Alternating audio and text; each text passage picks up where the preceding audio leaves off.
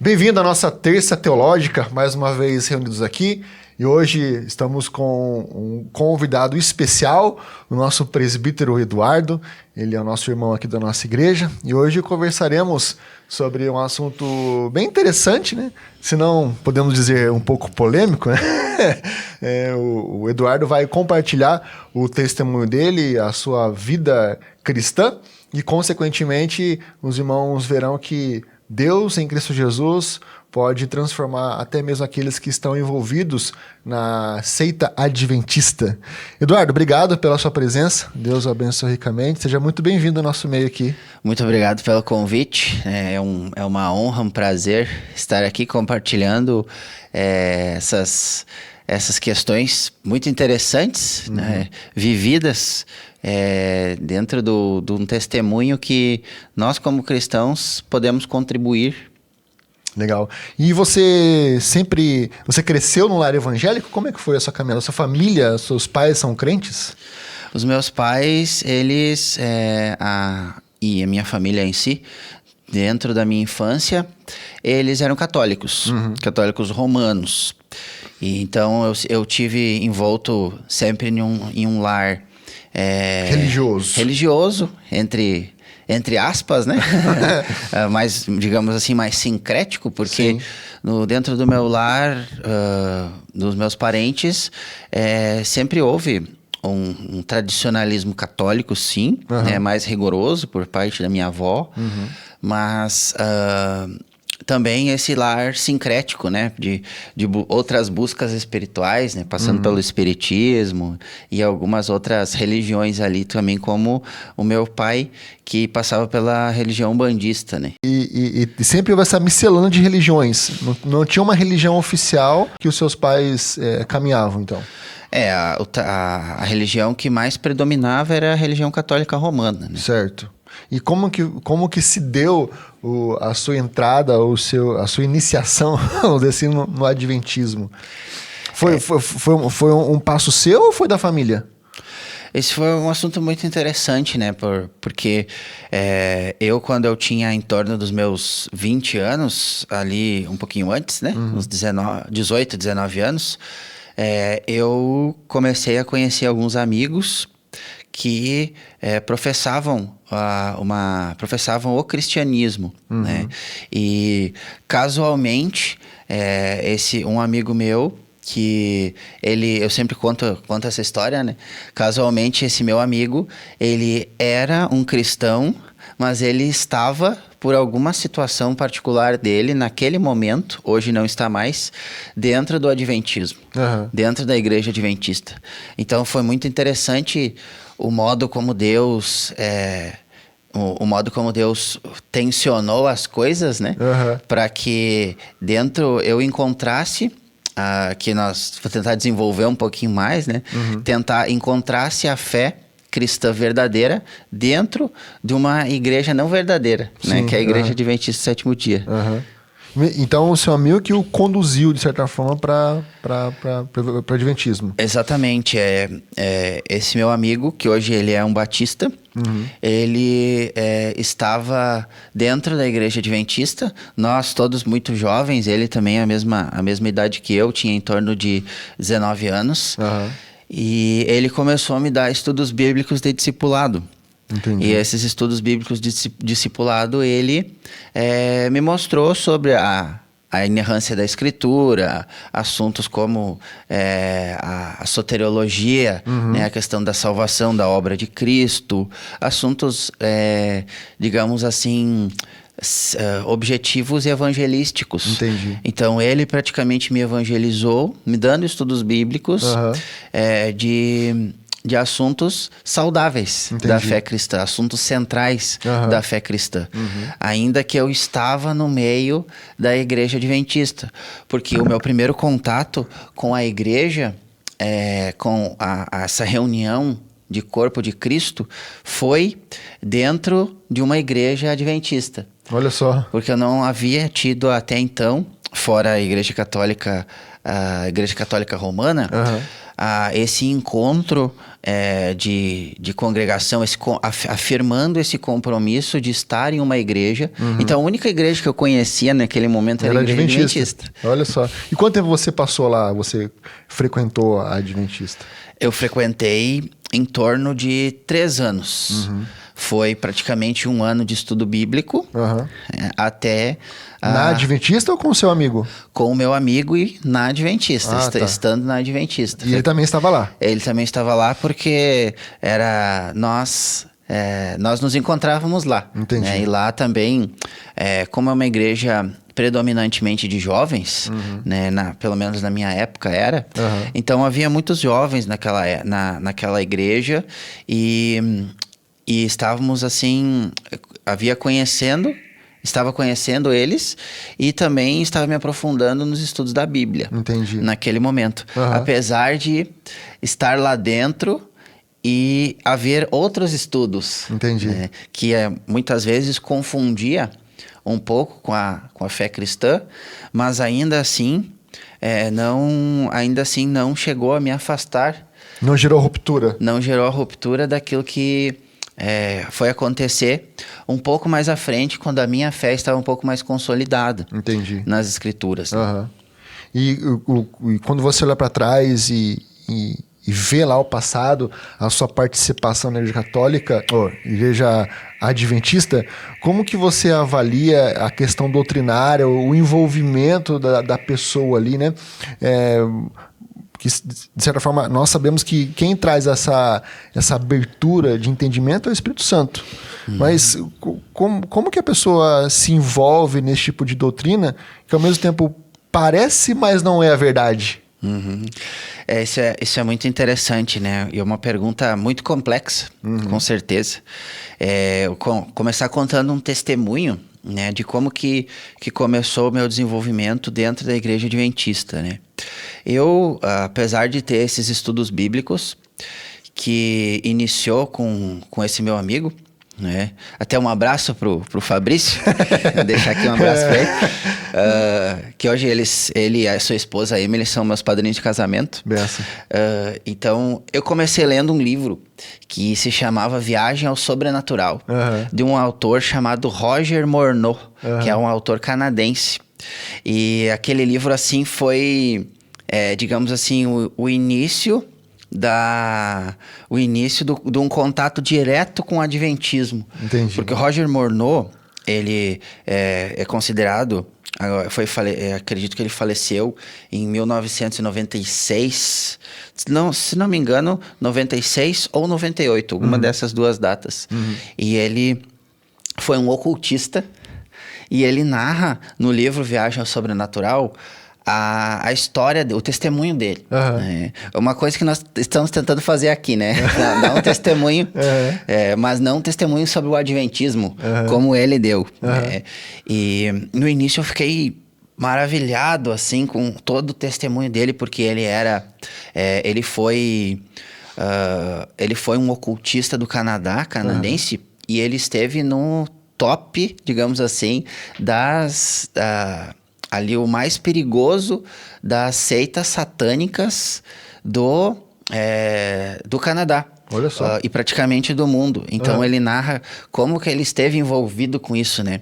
E até tem um relato dele, que ele, posteriormente, isso vai ter um desenrolar com a igreja adventista, que ele conta que ele nasceu, que ele era, se não me engano, ele era da Marinha, e um amigo dele, outro marinheiro, convidou ele para frequentar esses cultos satânicos. Olha. Então, teve um relato dele que ele chegou numa sala e aquela sala tinha vários quadros. E tinha um quadro que estava num destaque acima, um destaque especial. E, segundo eles, era a própria pintura de Lúcifer. E essa pintura de Lúcifer, disseram que Lúcifer veio, encarnou em forma humana para poder ser pintado. E segundo ele, era a figura mais bela que tinha naquela sala. Misericórdia. Né? Então, ele dá vários relatos como esse. E um relato que que vai caminhar para que a gente comece a questionar isso, é questionando a autoridade das escrituras. Porque o que a escritura serve para mim, o que a escritura serve para todos, no caso, é o grau de importância que a gente dá para o relato das escrituras. Porque no relato do livro do Roger Morneau, ele fala que quando ele começou a fazer estudos bíblicos, que ele conheceu um casal de idosos, e naquela época ele conta que ele fumava nos estudos bíblicos, na casa deles, e aquele casal de idosos nunca questionou ele, somente foi dando estudos bíblicos, um ponto que ele abraçou o adventismo, e aí ele começou a ser perseguido por esses demônios. Olha. Então, ele conta que um demônio apareceu para ele e falou que Satanás, Lúcifer, perseguia aqueles que guardavam o sábado. Então, olha o link, né? Então exatamente. Então é comum se fazer esse preciosismo, né, muito grande, da onde eu vim, dizendo que nós somos os verdadeiros, nós apenas somos os verdadeiros, né? Então há relatos do testemunho dele que nós podemos questionar para nós, né? Mas o que é autoridade na minha vida? Esse é o ponto que eu quero chegar com toda essa história. O que é autoridade na minha vida? É a escritura sagrada? É o que Deus realmente fala na sua palavra? Ou são relatos de pessoas que falaram com demônios ou algo do gênero, que vai determinar o que é uma religião verdadeira. Então, apenas queria dizer, esse relato do Roger Morneau, desse livro, que foi o primeiro livro que eu li quando eu era recém tinha adentrado, eu era muito jovem. Mas existe muito mais do que isso, né? Sim. Existe todo um estudo da escritura e também nós não podemos desconsiderar a história da igreja. Então, da onde eu vim, como nós estamos conversando aqui da igreja adventista, era essa transição para mim, ela foi foi realmente misericórdia de Deus para com a minha vida, né? O Espírito Santo foi me clareando meu entendimento para que eu pudesse entender mais da escritura, da história da igreja e me basear na escritura, me basear nos ensinamentos da escritura e não em relatos ou outros, porque há muitos relatos por aí, né? Então, se nós formos nos basear a nossa fé em relatos de pessoas que conversaram com supostos demônios, porque pessoas tiveram altas experiências com satanismo e agora elas são de algum lugar, eu devo olhar com mais atenção para elas, né? Realmente, isso é muito atrativo para nós. O místico atrai, né? E quando você tem uma informação de que uma pessoa teve uma visão, conseguiu ver o sobrenatural, recebeu uma mensagem especial, isso agrada aos ouvidos das pessoas de forma geral, né? Exatamente. Essa questão de ser preciosista demais, né? Nós aqui temos a verdade e nós somos, digamos, estamos acima de outras denominações, né? Isso é muito chamativo, de né? início, exatamente, é muito chamativo e parece arrogante para quem está de fora, mas quem está lá dentro, os procedimentos são voltados para isso. Entendi. E aquilo acaba internalizando na pessoa, né? Fazendo parte. Exatamente. E a gente quer se sentir parte de algo. Então, começam a olhar os testemunhos das pessoas na volta, como eu fazia há um tempo. Nesses 3 anos que eu fiquei dentro da igreja adventista, né? Foram 1 ano de discipulado. E graças a Deus pela vida desse meu irmão que tinha um entendimento bíblico sobre essas coisas, não estava envolto de um legalismo, mas ele se propôs a me evangelizar. Se propôs, Deus usou ele de uma maneira abençoadora para mim na minha vida. Então, claro, existem muitas pessoas, e isso nós não estamos questionando a vida das pessoas ou como Deus está trabalhando no coração dessas pessoas que estão lá. Mas quando nós olhamos para Escritura Sagrada, nós temos que tomar algumas posturas, né? Algumas decisões. Então, depois desses 3 anos que eu estive na Igreja Adventista do Sétimo Dia, eu tinha uma consciência, fui amadurecendo as verdades bíblicas do Evangelho. Né? Como Jesus me salvou. Somente Jesus é suficiente. Porque aí nós tocamos em alguns pontos da teologia da Igreja Adventista, né? Como novas profecias, novas revelações. Acaba que quando nós inserimos novas revelações, profecias, como a própria Igreja Adventista se autodenomina, né? A igreja verdadeira, e as outras igrejas que não guardam o sábado são consideradas como filhas da Babilônia, né? Esse é um termo realmente usado pela igreja Adventista. Então, filhas da Babilônia quer dizer que se prostituíram.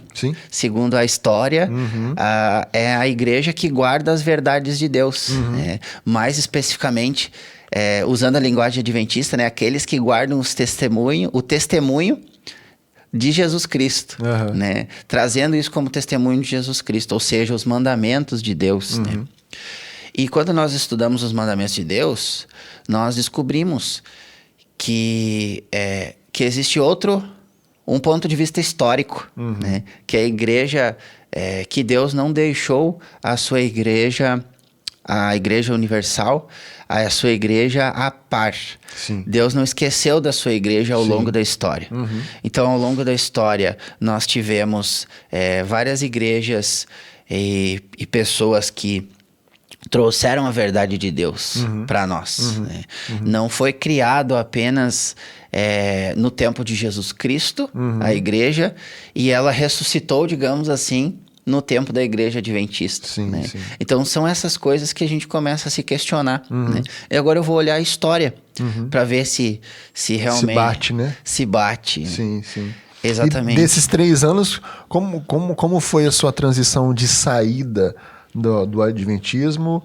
Você não veio para a presteriana, né? Você teve passagem em outra igreja evangélica. Como é que foi essa saída? O que provocou a saída do Adventismo? Sim, foi exatamente essa busca, esse amadurecimento dos estudos bíblicos, das verdades bíblicas, né? Da salvação, da certeza do pecado, da questão de como Deus resolveu o problema do pecado, né? Como que eu posso ser uma pessoa bem-aventurada, como em Mateus 5, né? Olhando para a Escritura Sagrada, lendo a Escritura Sagrada, como que eu posso ser bem-aventurado, ou seja, eu tenho que me arrepender dos meus pecados, eu preciso viver a essência do Evangelho, né? Então, todo esse amadurecimento ao longo dos anos, chegou a um ponto que Deus trabalhou dessa forma em mim, que veio aquele estalo, né? Aquele estalo dizendo assim, ok, eu tenho essa verdade nas minhas mãos. E agora, olhando aonde eu estou, eu sou chamado por Deus para sair. Mas eu não sou chamado por Deus para sair e ser um desigrejado. Eu sou chamado por Deus para buscar uma igreja que seja uma igreja que confesse as verdades do Evangelho, não confesse verdades extras, né? Como a igreja onde eu estava, mas que confesse que a essência do Evangelho. Então, eu sou chamado a congregar, como diz o apóstolo Paulo. Irmãos, não deixei de congregar. Então, eu sou chamado a estar numa igreja, eu sou chamado a desenvolver os meus dons, talentos, porque eu fui chamado por Jesus Cristo. Então, eu tinha essa consciência. Então, e a pergunta, eu cheguei nesse brete, né? E a pergunta veio, para onde eu vou agora? Né? Porque eu preciso sair. Né? Então eu comecei a ler as confissões de outras igrejas, e na época eu não era um calvinista, mas eu tinha esses conceitos em mim. Né? Eu tinha esses conceitos de que Deus salva, de que eu sou pecador, de que Deus, uma vez que Deus salva, Deus não nos abandona. Né? Então, todo esse tipo de conceito eu já tinha. Mas ainda não tinha nome, né? Não tinha dado nome aos bois, né? Só que eu acabei lendo a confissão de uma igreja batista naquela época, e eu, olha, é uma igreja... É uma igreja evangélica, é uma igreja que confessa Jesus Cristo, e eu fui lá, me apresentei pro pastor, contei minha história, né, e é aqui que eu quero começar a congregar. E nesse meio tempo que eu estava numa igreja batista, uma batista chamada Batista Comum, né, uma batista arminiana. Tradicional. Eu também continuava estudando e tendo amizades com outros irmãos que saíram da igreja adventista e vieram para cá, para a igreja presbiteriana. Então eu tinha amigos aqui na igreja presbiteriana e tinha esse meu entendimento, e outros amigos na igreja batista. Então saiu um grupo do adventismo que eram seus amigos. Daí uma parte veio para a presbiteriana direto. Exatamente, era esse pessoal que estudava a Bíblia, mas que questionava um pouco mais as coisas, né? Que eram como bereanos, que questionavam o sentido das coisas, né? O porquê que aquelas coisas existiam. Então, essa saída acabaram saindo pessoas do nosso grupo de estudo, nosso grupo de amigos, e vieram para cá, e eu fui para lá. E nesse tempo, esse meu amigo também estava questionando a sua saída, né? Ele mesmo que me evangelizou, que deu o discipulado lá. E acredito que isso mostra como Deus é misericordioso com a gente, né? Sim. Porque mesmo em um meio que não confessa saudavelmente a fé evangélica, tem as suas adições, como no adventismo, as suas adições à escritura, que é chamado de os espíritos de profecia de Ellen White, né? São escritos que Ellen White escreveu, a profetisa da igreja adventista, que são considerados em pé de igualdade com a Bíblia. Isso é um dos pontos teológicos que nos fazem questionar, e me fez questionar naquela época. Então, acabamos que havia essa consciência de que eu deveria procurar uma igreja evangélica. Acredito que seja uma responsabilidade de todo crente, de foi confrontado com a palavra, foi transformado pelo evangelho, se arrependeu dos seus pecados, e Deus, de uma forma dócil, né, mansamente, foi me tirando de lá. Entendi. Me transformando, fazendo com que a minha caminhada hoje eu estivesse aqui. Entendi. E nessa transformação, nessa mudança de igreja, ela foi algo natural ou foi uma ruptura radical de trazer, vamos dizer assim, né, brigas, no sentido daqueles que te conduziam no adventismo, e quando você saiu dela, foi algo natural? Eles, tá bom, Deus abençoe. Ou foi uma ruptura muito radical na sua vida também? Em relação à cosmovisão, nós podemos saber que não é algo natural, né? Sim. Em relação à cosmovisão, trazendo uma cosmovisão adventista para uma cosmovisão protestante histórica, né? Não é algo natural, porque são crenças que estão enraizadas na mente, no coração, de uma igreja que, ao meu ver, se distanciou das escrituras. Então, o mesmo relacionamento que a gente tinha com as pessoas, com as pessoas lá dentro da igreja adventista, que eu tinha com as pessoas lá dentro da igreja adventista, com certeza não é o mesmo, né? Com certeza houve uma ruptura, e ainda mais quando o tempo passa. Quando o tempo passa, as pessoas vão dizendo, elas ficam praticamente chocadas com isso, né?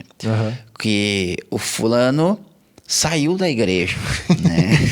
O fulano saiu da igreja praticamente, ele abandonou a igreja, né? Por mais que ele tenha ido para uma outra igreja que tem um conhecimento a menos, uma verdade revelada a menos na ideologia deles, é algo chocante para eles. É algo que eles não desejam para os filhos. Entendi. Né? Exatamente. Né? Então, com certeza, houve uma ruptura e uma decisão que só poderia ser guiada por Deus, realmente. Né? Envolve muita coragem romper essas barreiras aí. Sim. Até porque, quando se está no adventismo, há toda uma estrutura de ensino dizendo que saindo de lá você está perdido, né? Exatamente. Saindo de lá, o que você não vai ter é o céu, né? Não vai ter a vida eterna. Né? E, consequentemente, há essa carga espiritual e emocional sobre aqueles que dizem, né, ou apresentam a ideia de que podem sair dentro da igreja adventista, né? Exatamente. Eu já vi expressões usadas tanto erroneamente, aquele versículo, se não me engano, Provérbios, que o cão volta para o seu próprio vômito, né? De pessoas que eram de outras denominações e elas se converteram para a igreja adventista. Sim. E daí, depois de um tempo, elas saem da igreja adventista e retornam para suas denominações. Então, usa-se muito, não é geral, falando, não querendo generalizar, mas pessoas individuais comentando sobre isso. Né? O cão voltando para o seu próprio vômito, né? Como se fosse algo assim... algo horroroso, né? Horroroso, exatamente. Essa é a palavra. E agora, depois dessa toda a sua caminhada evangélica, quando você olha para trás, quando você faz essa comparação entre a igreja ao qual você está hoje, não que a igreja nossa, que é a perfeita, né, a única que tem a salvação, mas nós estamos desenvolvendo uma teologia que nós criamos, uma teologia bíblica, verdadeira, sólida, confessional, né? E fazendo essa comparação entre o adventismo, há uma diferença gritante ou é igual? Ou é só uma troca de placa de igreja?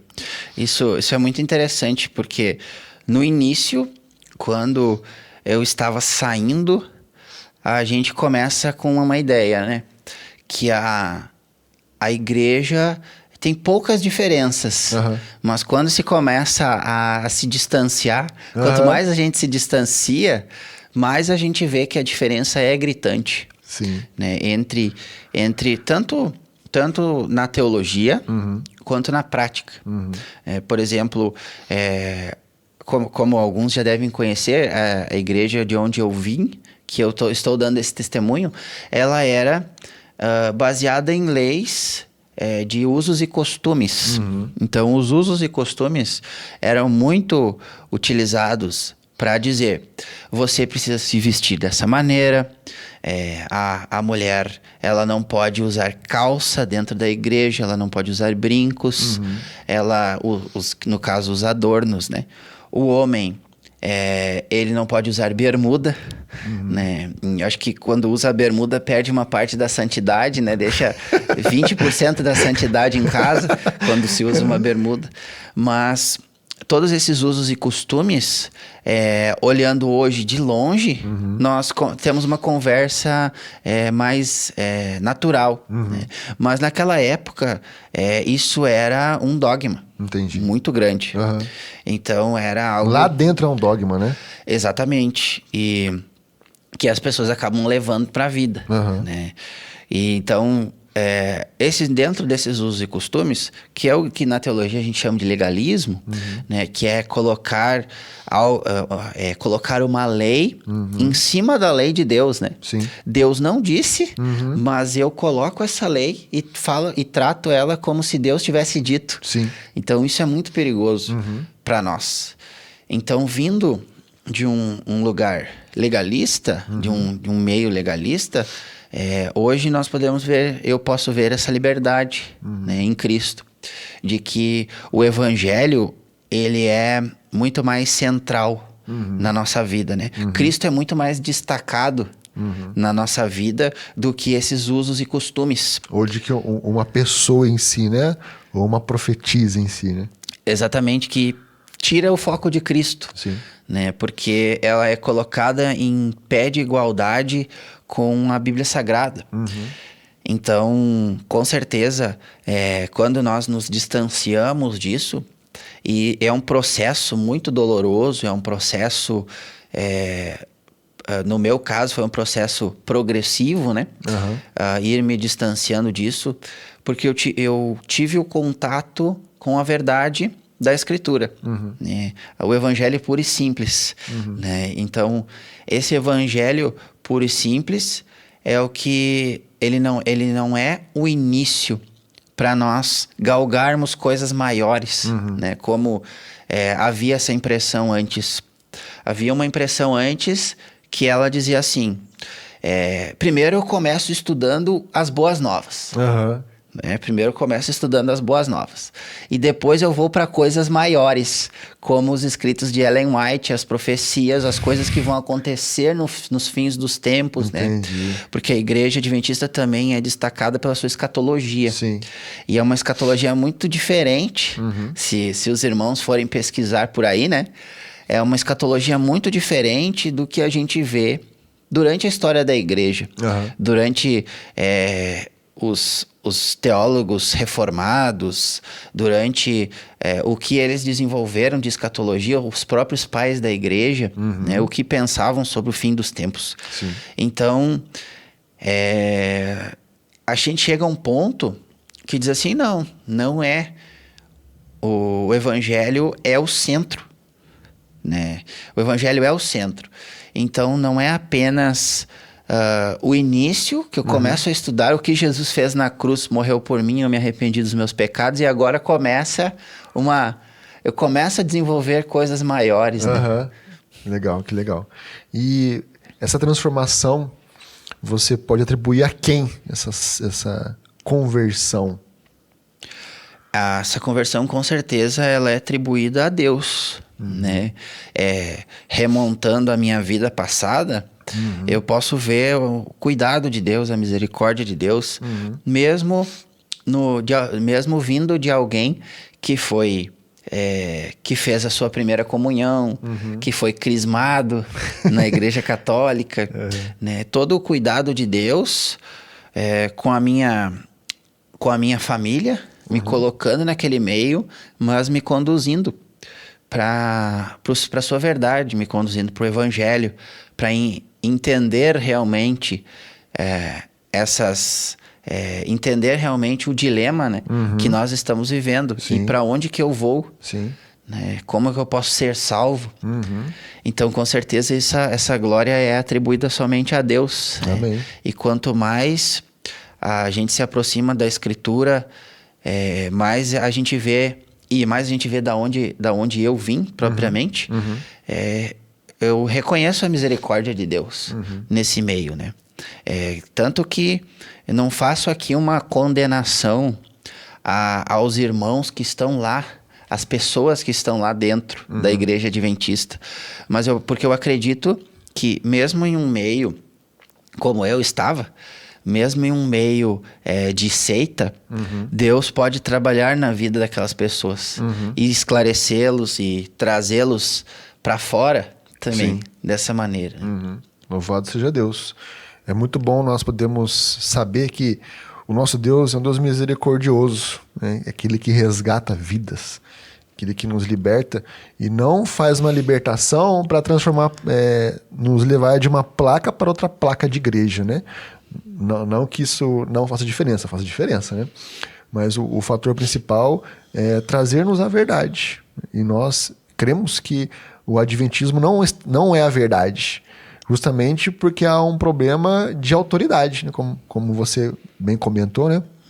A autoridade ali, por mais que seja usada as escrituras, As escrituras tornam-se uma ajuda, né? Um meio, né? Para encontrar a verdade plena, que são os escritos de Ellen White. São as autoridades que ela recebeu como revelação, né? Interessante que o apóstolo Paulo, né, falou que, olha, se até mesmo um anjo vier pregar algo diferente, né? Se eu disser algo diferente, que isso seja considerado anátema, maldito. A própria Escritura ela vai nos instruir quanto a essas verdades paralelas que vêm além das Escrituras. E além disso, diante desses ensinamentos escritos, o irmão já comentou das doutrinas, né, dos usos e costumes, né? Mas lembrando também que há um envolvimento também dietético, né? Que envolve uma perspectiva salvífica. Há também a questão do sábado, como foi comentado. Que de santificação também. Os alimentos que eu como me santificam. Sim. Me santificam mais. Isso, verdade. A questão do sábado, né? Como bem disse, né? Que é a marca da besta, na verdade, né? Aqueles que não guardam o sábado, o domingo. Né? Aqueles que guardam o domingo, né? A marca da besta. Então, veja que há uma estrutura muito grande, né? Não é uma questão apenas de dizer de placa, vamos dizer assim, né? Há toda uma estrutura teológica em volta que desfragmenta a verdade, ou que deixa de lado a verdade. Porque a verdade, ela está na palavra, ela é a palavra de Deus, né? A palavra revelada em Cristo Jesus. E louvado seja Deus, porque é Ele que faz essa transformação em nossa vida. Ele que resgata uma pessoa que estava lá, envolvida, e de certa forma, como o irmão comentou, envolve muita questão emocional, né? Porque há laços, né? Você cria laços ali, né? Muitas pessoas até mesmo têm dificuldade de fazer uma transformação, ou realizar uma transformação, justamente no argumento de que, poxa, mas eu tenho os meus amigos, meus parentes, meus pais, meus primos. O laço emocional muito forte, né? Muito forte. Que acaba tendo uma dificuldade muito grande de ruptura. Sim. Porque romper dói. Dói demais. Romper dói. Né? A morte é o rompimento, né? É um rompimento final, também. Final. Isso. Então, todo rompimento é doloroso, com certeza, né? Sim. E nisso nós vemos a misericórdia de Deus conduzindo e transformando, né? Para esse fim. Para que eu pudesse sair de tomar decisões que são condizentes com a fé cristã. E o belo disso é que, por mais que doa, Deus é um Deus que cura. Deus é um Deus que derrama o seu bálsamo sobre as nossas feridas e vem cuidar de nós, né? Vem restaurar aquilo que foi danificado, foi machucado, foi quebrado, porque Ele é um Deus que cuida do nosso ser por completo. Não apenas no aspecto salvífico, né? Mas todo o nosso ser é amparado e cuidado por Ele, né? E louvado seja o Senhor por isso. E como que você pode agora, fazendo uma dobradinha assim, né? Como que você pode cuidar da sua fé para que você permaneça na verdade e, ao mesmo tempo, como que você pode ajudar aqueles que estão nesse processo de ruptura? Certo. Essa é uma pergunta realmente, acho que é muito complexa, né? Com certeza. Mas o que eu posso contribuir, que eu penso que eu posso contribuir, né? Primeiramente contando esse testemunho, né? Mas com certeza tem muito mais a ser contado. Sim. Né? Tem muito mais histórias a ser contado, mas estamos aqui para enfatizar a transformação pela graça de Deus, né? De como Deus pode transformar pessoas independente do ambiente. Então, eu estive num ambiente que nós consideramos como seita, mas eu fui transformado lá dentro, né? Fui transformado lá dentro e dentro desse processo de amadurecimento eu pude tomar essas decisões, né? Que no final foi Deus, né? No final é sempre Deus. Né? Mas a gente diz, eu tomei essa decisão. Sim. Né? Mas o meu conselho é confiar na misericórdia de Deus, né? No temor a Deus. A transformação do Espírito Santo, ela é eficaz na vida do crente. né? E o crente, como o próprio Senhor Jesus já disse, né? No mundo tereis aflições. Sim. Essas aflições, elas são próprias do cristão. A diferença é como cristão nós lidamos com essas aflições, e essas aflições, nós damos como resposta a essas aflições a glória de Deus. Olhar para Deus, tá bom, Senhor. Eu te glorifico nesse momento. Né? Então, acho que apesar dessas pessoas que estão vivendo, tanto em ambientes que pregam algo e nós olhamos na Escritura e nós começamos a questionar, e até o questionar, né, é pecado em alguns lugares. Sim. Se questionar é pecado, né? Então nós temos vários jargões no meio evangélico: não julgueis, né? Não toqueis no ungido. Não toqueis no ungido do Senhor, né? Nada novo embaixo do sol, né? Nada novo. Então, é exatamente isso. Orar a Deus e continuar estudando a Escritura, pedir a condução, pedir sabedoria, como diz a palavra, né, em Tiago. Peça sabedoria que Deus a dá deliberadamente, ou seja, algo que eu posso pedir sem medida. Sim. Que Deus não retém a sabedoria, mas Ele comunica a sabedoria. Né? Então, é um processo, sim, doloroso, é um processo difícil, mas com a confiança em Deus, olhar para a Escritura e tomar as decisões corretas, né, que é não andar em legalismo. Nós não podemos ser legalistas, nós devemos obedecer ao Senhor. É melhor obedecer ao Senhor do que aos homens. Sim. Né? E Deus nos dá esse encorajamento. Apesar de mais covardes que nós sejamos, né? Por natureza, Sim. pessoas covardes, mas Deus, Ele a cada dia vai nos moldando e transformando para que a gente possa sair dessas condições. Né? Acredito que muitos ficarão até o fim da sua vida nesses lugares. Mas não julgo se serão salvos ou serão condenados por estarem nesses lugares. Mas acredito que a palavra de Deus nos manda buscar a Ele com sabedoria e enfrentar essas adversidades. Amém. Eduardo, obrigado pela sua disposição, pela sua colaboração, pelo seu testemunho. Deus abençoe você ricamente. Louvado seja o Senhor pela sua dedicação aqui na igreja também, né? E que você possa ser amparado por Deus e permanecer na verdade. Agradecemos a sua disposição, o seu testemunho. Amém. Queria dizer que é um prazer hoje servir como presbítero na igreja presbiteriana do Brasil. Também não consideramos ela como a verdade verdadeira que está porta do céu, né? Que está isenta de erros. Sim, né? sim. Não é esse. Não é esse. E esse foi. Essa conclusão vem de alguém que veio de um meio que considerava isso. Né? E também isso serviu para que eu possa aprender que nem todas as igrejas em si, elas não são a porta do céu ou o caminho, né? Jesus mesmo disse, né, que é Ele o caminho. Ele é o caminho, a verdade e a vida, né?